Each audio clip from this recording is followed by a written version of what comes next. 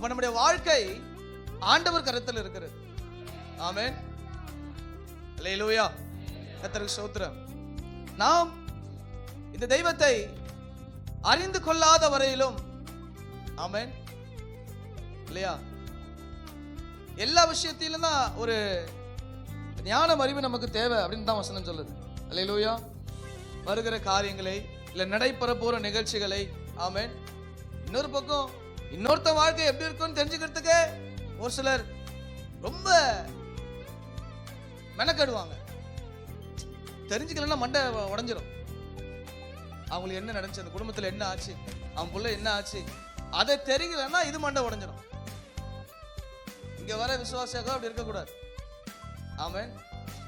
நம்ம கண்ணுக்கு பார்க்க முடியாத பெரிய பாட்டு நம்ம உடம்புல இருக்குது. என்ன, உன் கண்ணு பார்க்க முடியாத பெரிய பாட்டும் உடம்புல இருக்குது. உனக்கு ஒரு துணை இருக்கணும். இந்த பாதரசம் இருந்தா தான் நீ பார்க்க முடியும்.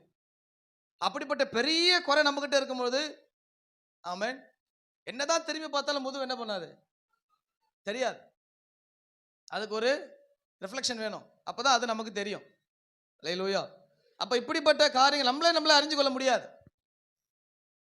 அப்ப இந்த உலகத்தின் பார்வையில் அநேகத்தை அறிந்து கொள்ள உலகமும் வாஞ்சித்து கொண்டிருக்கிறது. ஆமென்.